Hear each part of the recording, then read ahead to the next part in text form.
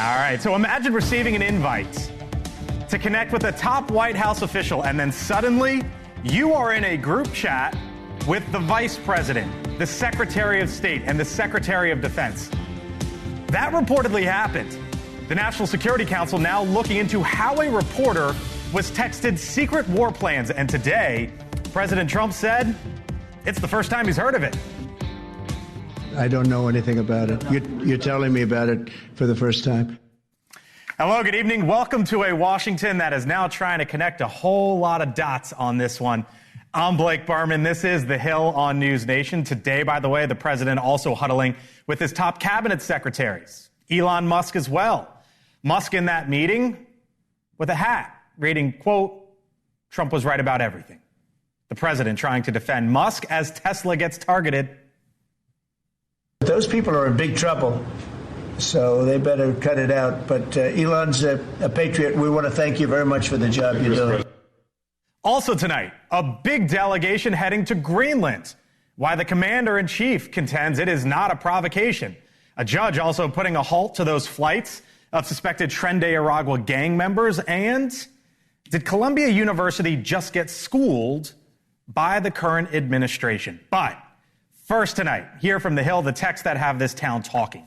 The editor-in-chief of The Atlantic, Jeffrey Goldberg, says he received war plans for the recent strikes against Houthi rebels after he was added onto a text thread with the biggest names in the Trump administration. According to Goldberg, that thread, which was on the encrypted messaging app Signal, included the vice president, secretaries of state and defense, the head of the CIA, and the national security advisor, just to name a handful. You see some of the others there. Our Kelly Meyer, live at the White House today. Kelly, where this has been the question for the last handful of hours or so. How did this happen, and what's the government going to do about it now? Yeah, we were just saying, how did you not notice that this random person was on this thread? Just to say, I'm not in any of these chains as far as I know. But we talked with the NSC today, and they told us that this appears to be an authentic message, and then they launched their own investigation into this, Blake. So the Atlantic's Jeffrey Goldberg reports that he was invited into a chat called, quote, Houthi PC Small Group with top administration officials. And at one point, Waltz and Trump's special envoy, Steve Witkoff, even used emojis to express their excitement. The chat included details of weapons that were used, the targets, and the timing of the attacks on the Houthis in Yemen earlier this month. I have two very short things to say to you. First is that we will not comment on the Secretary's deliberative conversations. And secondly, that you should contact the White House.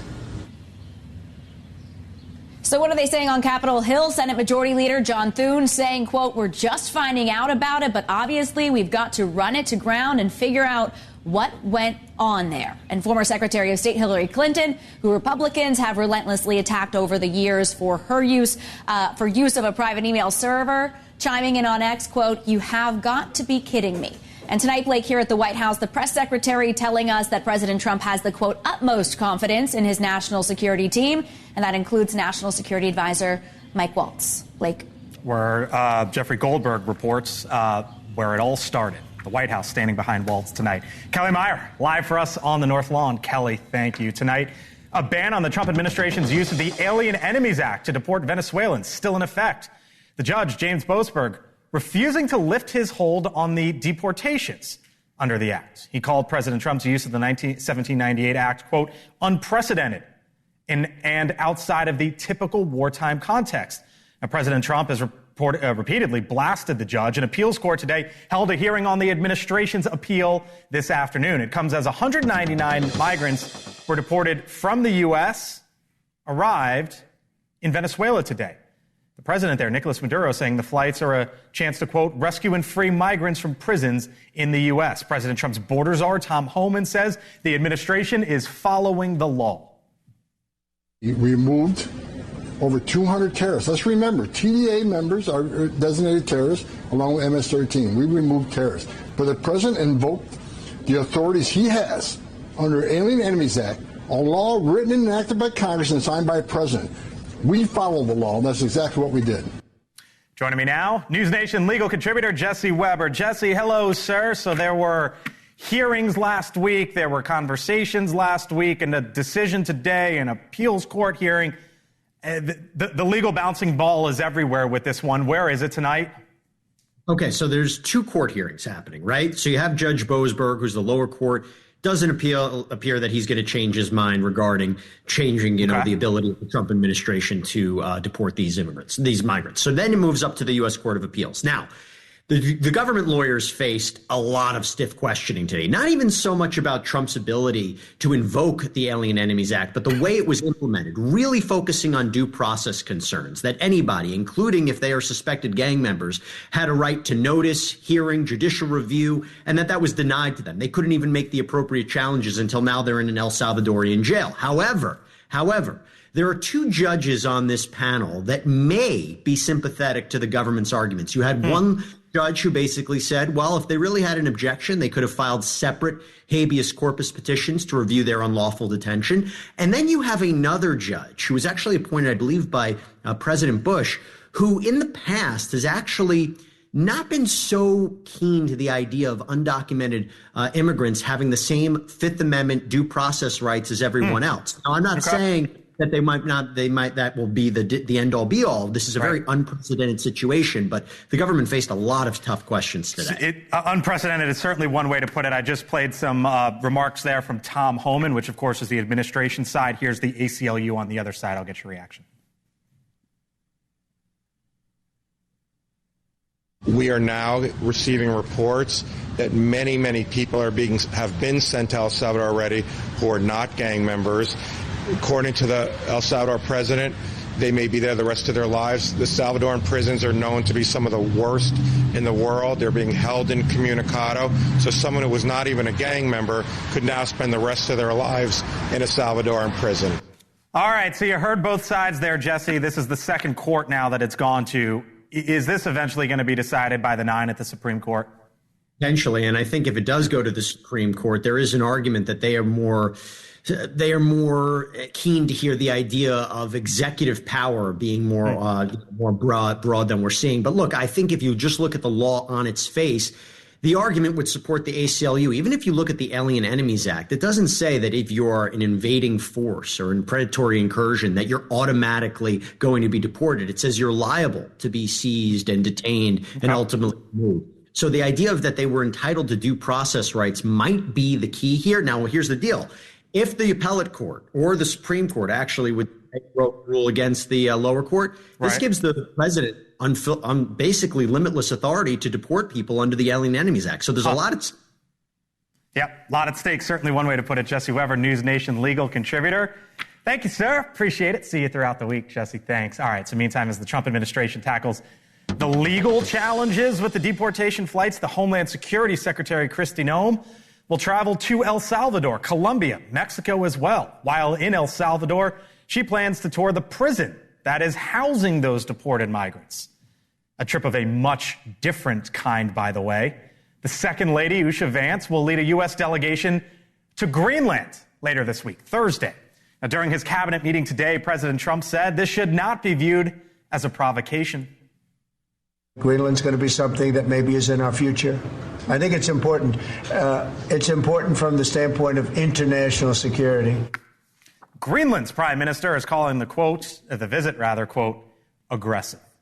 All right, so despite not being an official member of President Trump's cabinet, Elon Musk once again attended the Trump cabinet meeting today. Third time that's happened, a third cabinet meeting, rather.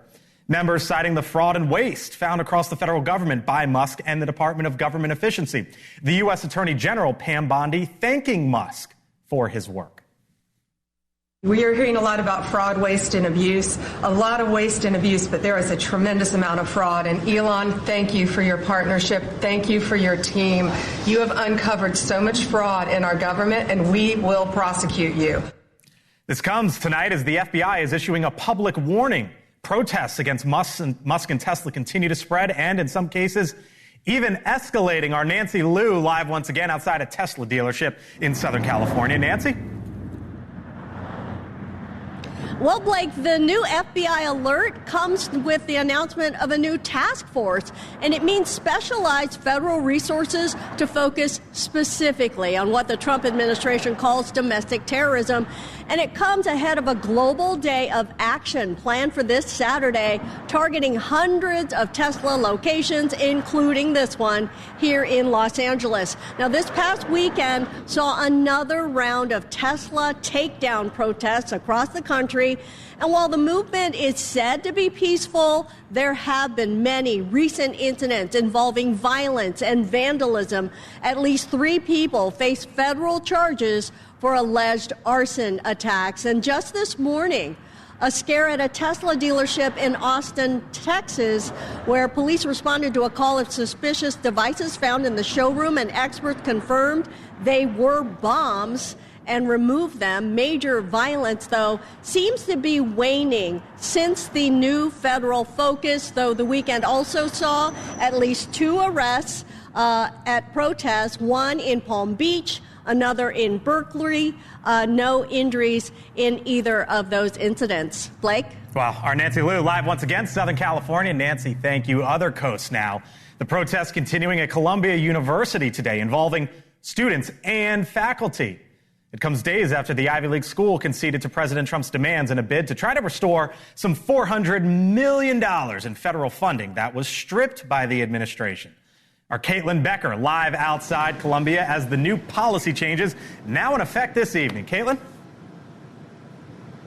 Yeah, Blake, they are in effect this evening, and over the course of the day, there were a few protests that broke out. Behind me here, it was a pro-Palestinian student-led protest. They were demonstrating against a new mandated mask ban, mandatory ID checks, and the university putting in policies really to curtail their ability to protest on campus. Students are no longer allowed to demonstrate in front of campus buildings or classrooms. And on the other side of Columbia, you had faculty and professors protesting what they were calling the death of academic freedom and wearing all black. Now, this is all, of course, in response to these new policies being adopted by the university that were released on Friday in this 4-page compliance memo. On the academic side, the Institute for Jewish Studies and Israeli Studies is going to be expanded. And something that's getting a lot of pushback is an overhaul of the Middle Eastern Studies department that's also going to have outside oversight on top of it. That's called academic receivership. And Blake, there's people are having a huge problem with that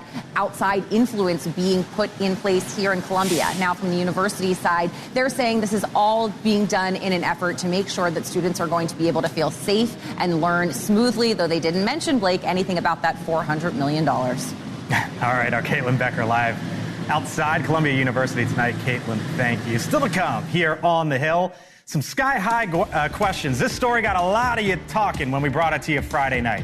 How did Boeing get chosen to build the new F-47 fighter jet? And he is one of the big stories of March Madness, how the student manager for the McNeese State basketball team starting to cash in. Welcome to Washington. I'm Blake Berman. This is the Center of Politics. Got a lot coming up the rest of the hour. Hope to see you on the other side. 4 minutes away.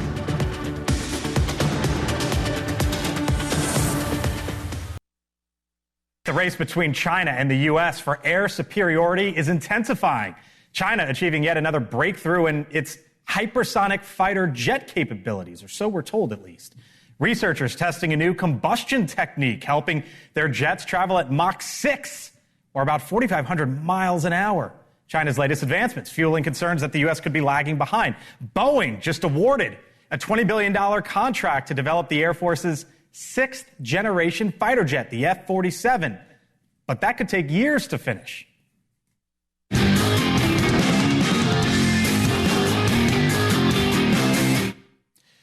This caught the attention of a lot of you on social media and elsewhere when we covered this on Friday of the F-47 announcement. Many of you asking why Boeing got the contract. For example, one user saying, seriously?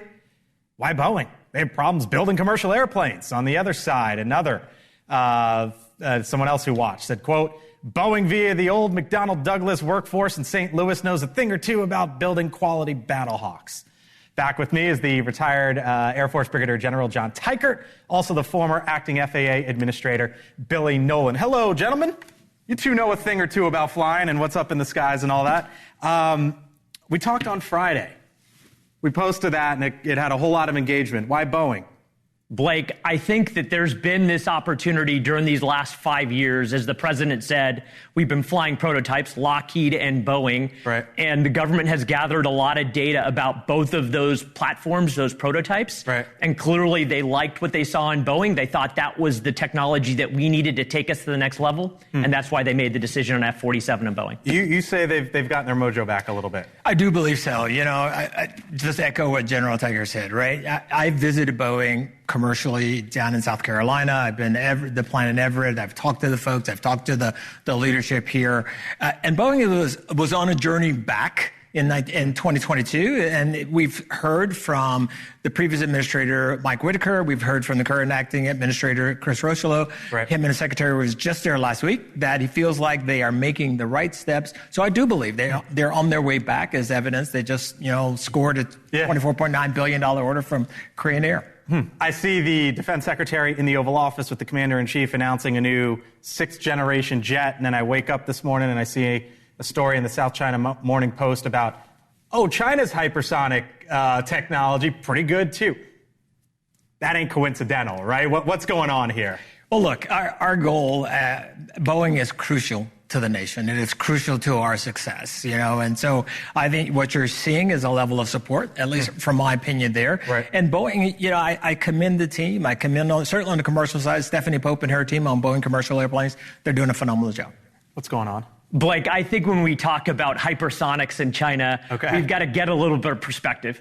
Give it to me. What is the perspective? The United States of America flew Mach 6.7 hypersonic in 1967.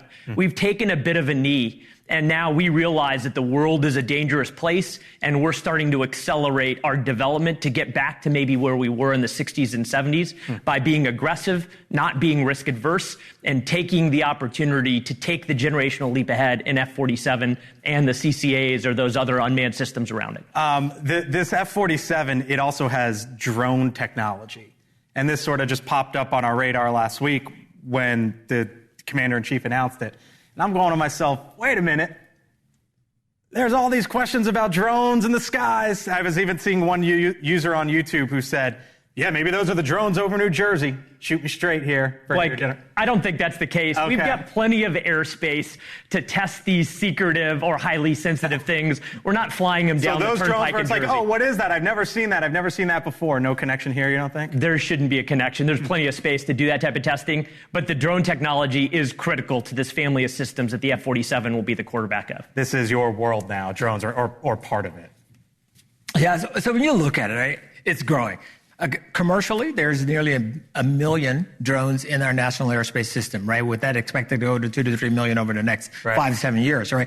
And they're there, but our system is designed to be able to span and handle those. So we still say that the FAA continues to need the adequate number of resources, the technological advancement to be able to handle as our airspace continues to grow. Cool. Billy Nolan, thank you, sir. Thank you very much. General Tiger, thank you, sir. Great to have you both in. Appreciate it. All right, still to come here on the Hill. There is much more to come. What do you think you would do? Imagine this. What do you think you would do if you were added into a group chat with the Vice President of the United States and the Secretary of State? It reportedly just happened, and it involved those war plans that you see on your screen right there. Coming up, you will hear from the former Pentagon spokesperson on how this could have happened, and news about my guy Tiger and a member of the Trump family. Still to come here on the Hill.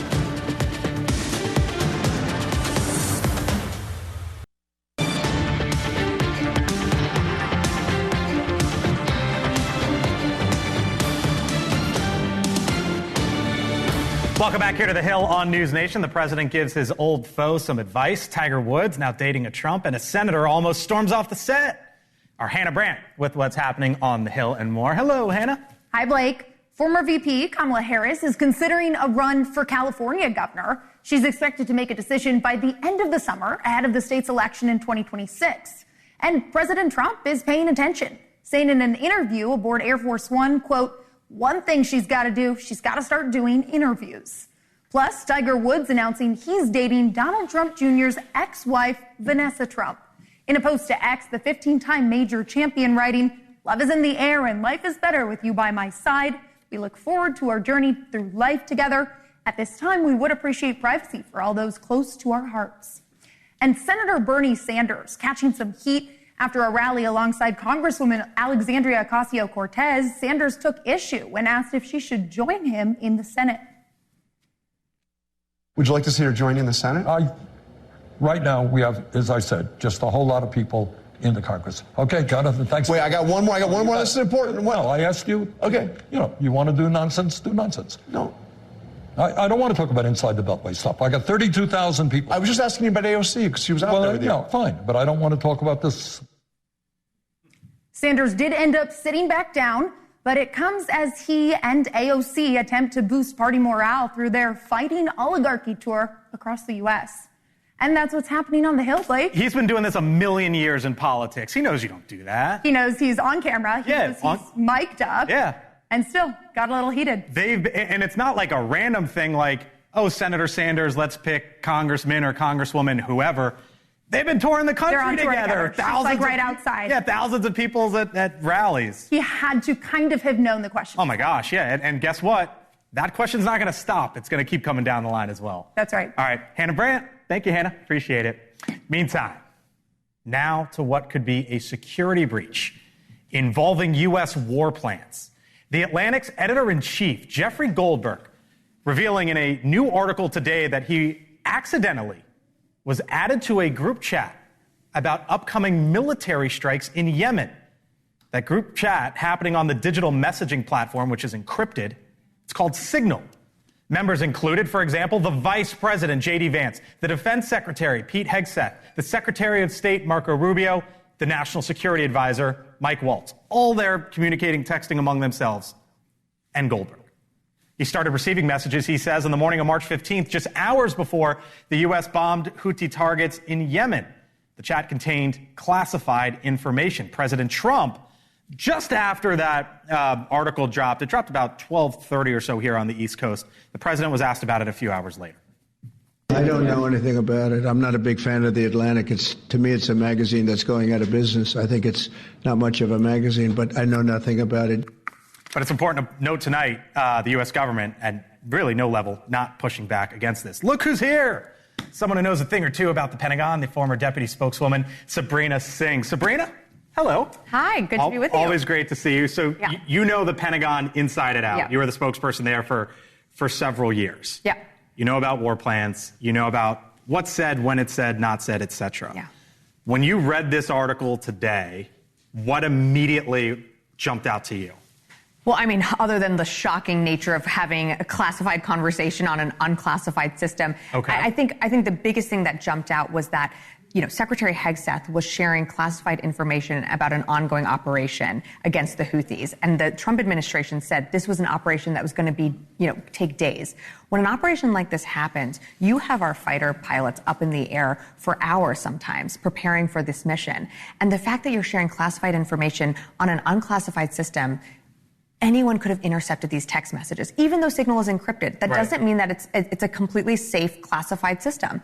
So he put our fighters, our U.S. military men and women at risk by sharing it in this thread. And frankly, all of them are guilty of that. And that's what really stuck out to me. So how does this normally work, right? Yeah. You're at the Pentagon. You know that a strike, whatever it is, is coming or is close to coming, or maybe it's being discussed at the highest, most levels. How does it normally work and that information filter on through? When we had it, when you had these targeted strikes against the Houthis, usually that day what you have, and actually leading up to the operation, are a number of syncs internally led by who's likely going to be in command of that operation. In this case, it'd probably have been the central commander. And throughout the weeks leading up to the operation, including on the day of, you're having multiple sync meetings, and then there are briefings with the White House and the State Department, all happening. It could happen in the Situation Room.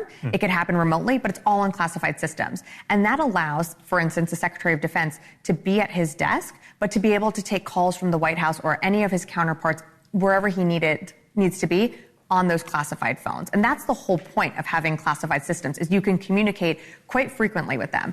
I could never imagine being in the previous administration sending texts about an ongoing operation to anyone.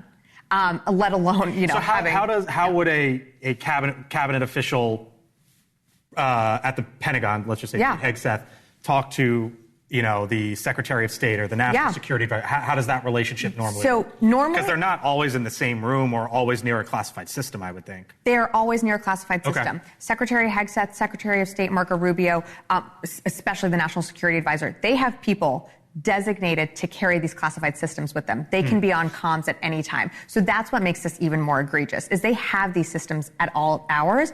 If Secretary Hegseth was sitting in his office and needed to get to Marco Rubio, the National Security Advisor, he can pick up any one of his classified phones, or even there's a video system that's classified, and make that call. It is very simple. So now there are lots of questions over at the White House, State Department, Pentagon, National Security Council, et cetera. Here was Tammy Bruce, who's the spokeswoman over at the State Department earlier today. I have two very short things to say to you. First is that we will not comment on the Secretary's deliberative conversations. And secondly, that you should contact the White House. I'm saying, wait a minute, she's doing her best Sabrina Singh there. Just look at the camera and say essentially no comment. We can't talk about this. No, but seriously, what are we going to get out of sort of the administration? You held... That was the State Department, but you used to do this at the Pentagon. So what do you expect we get going forward? I mean, look, this is not a good news story for anyone. So, of course, they're punting it to the White House. I think what needs to be examined here is I'm not exactly sure where the administration goes for this. I mean, Trump has already said he's standing by his team. Regardless of the statements that Donald Trump makes, there's going to be a fallout. And I think Democrats in Congress really need to look at this closely. I mean, this certainly opens up the aperture for an investigation. So John Thune, let's just take this to the other side of the aisle. He's the Senate Majority Leader. Yeah. We're just finding out about it, but obviously we've got to run it to ground here and figure out what went on there. John Cornyn sounds like a huge screw up. I mean, is there any other way to describe it? Yeah. The reality is, Republicans run that bill, and not Democrats. So you say there could be some investigation, but is there, or does it just sort of move to the wayside? Look, the same people that were calling for all those investigations into her emails and Hillary Clinton. So this is what Democrats are saying, and even Hillary Clinton. I think those same Republicans. Hey, remember all that? Yeah, I think those same Republicans that called for investigations into her emails need to be coming out even harder right now, because this was classified information, more importantly, on an ongoing operation. Okay. That is so dangerous. Sabrina Singh, we'll leave it there. Don't go anywhere, though. Other side of the break, we got a lot more show. Okay. Sabrina, thank you. All right, still to come. Here on the Hill, no laughing matter. What am I scared of? Of getting on some sort of list because I spoke in opposition to the powers that be? You probably know her. Maybe you do, maybe you don't. Popular comedian Nikki Glaser, of course. But are you going to hear her joke about politics anymore? What she had to say when she was in D.C. last night. And above the rim, he just led the Auburn Tigers to the Sweet 16. I'm going to explain to you later here on the Hill something that man, Bruce Pearl, said over the weekend in the middle of college basketball that has a direct line to what's going on in the Middle East and why he said it. We're back in a few. The Hill on NewsNation, President Trump's cabinet meeting earlier today. He backed up Elon Musk, as Musk is facing some sliding polling numbers. The president addressing the massive amount of firing of federal workers. It is not necessarily a very popular thing to do. You know, you're talking about employment, you're talking about people and the lives of people. And yet, I think the American public understands we're trying to save our country and make our country great again. Perhaps one reason the president felt the need to speak out today, growing discontent among Republicans surrounding Musk. According to a new poll, 46% of voters originally thought that creating DOGE was a good idea, but 47% now hold a negative view of the commission's work. And when it comes specifically to Musk, just 39% have a positive view of the president's right-hand man. Full panel here with me now. Linda Tran, former senior advisor to the Transportation Secretary Pete Buttigieg.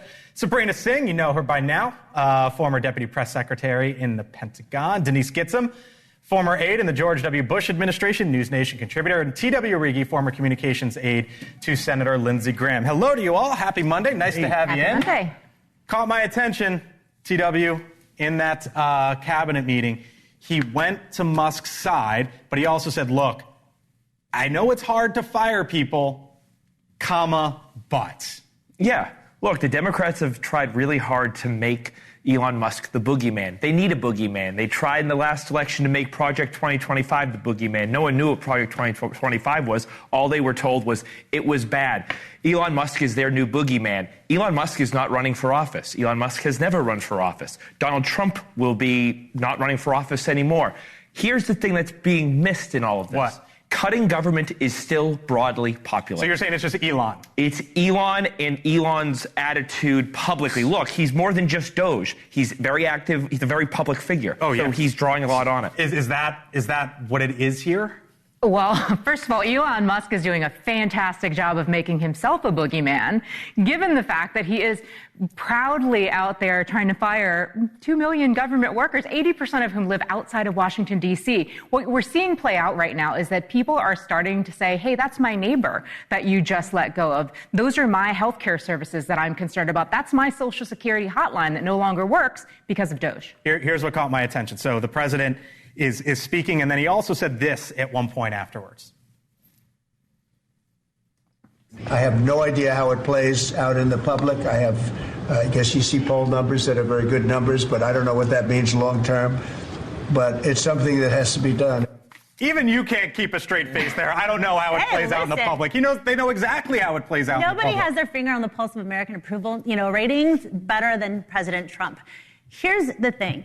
Elon Musk, sorry, I can't even get him straight anymore. Yeah. Elon Musk is to Trump as Dick Cheney was to George W. Bush. Every administration needs a boogeyman. There's this person that is specifically appointed to be the lightning rod so that all of the ire and the anger is literally channeled into that person, and the president can do the hard things that he has to do.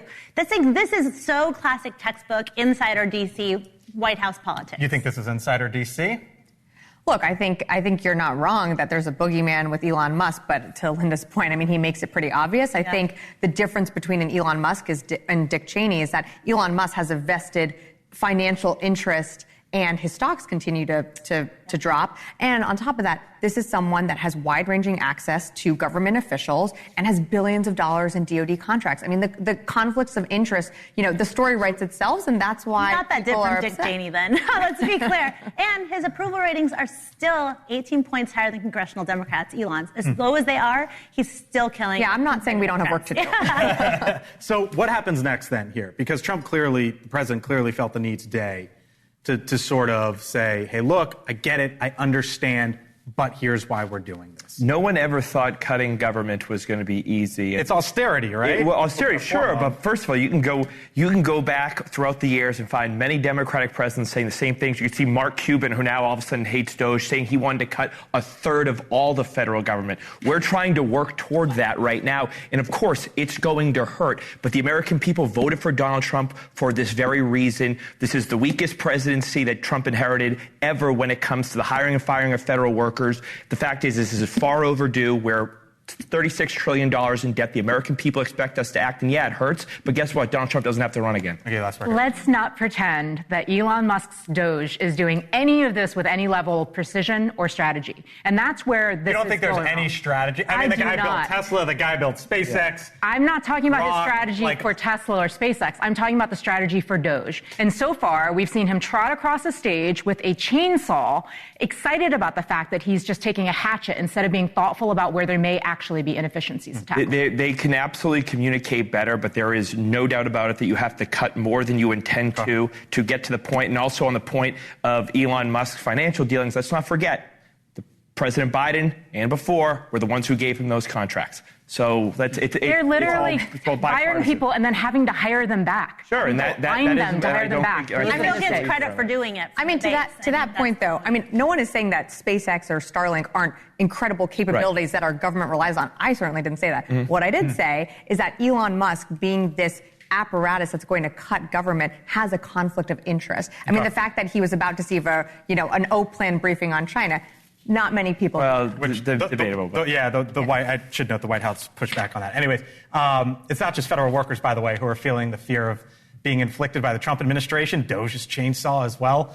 The Hill's Judy Kurtz caught up with the comedian Nikki Glazer on the red carpet at the Kennedy Center's night honoring Conan O'Brien.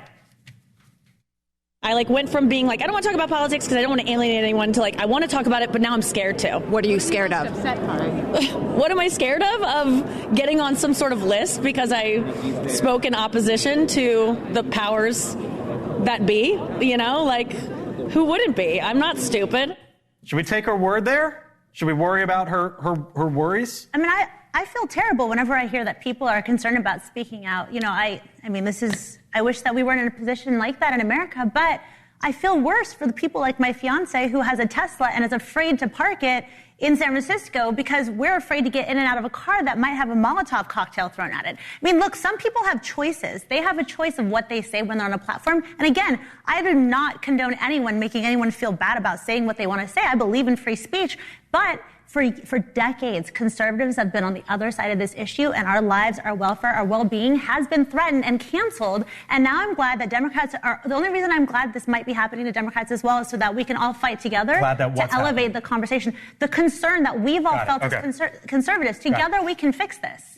Yeah, I think it's a tragedy that we can't poke fun at ourselves and laugh at each other. I mean, think so too. We do it to Democrats, we do it to Republicans, and that should be the one safe space. I agree. And, the smarter the comedy, the more I feel like it brings us to. But it hasn't been, and just to bring this to the other side of the aisle, it hasn't been a safe space on college campuses for a while, right? Comedians have been afraid to go there, but they're worried that they're going to say something and the left is going to go, oh my gosh, and they're canceled all They're of a sudden. excluded from campus. Well, I mean, look, free speech is important. I think anyone who's a Tesla owner should be able to go out and be able to drive that with safety. The Tesla dealerships that are getting, picketed and getting their vehicles destroyed. I mean, that's not okay. We need to draw a line somewhere, but you should be able to have free speech and be able to do it safely and not disrupt classes. Here was Conan O'Brien last night.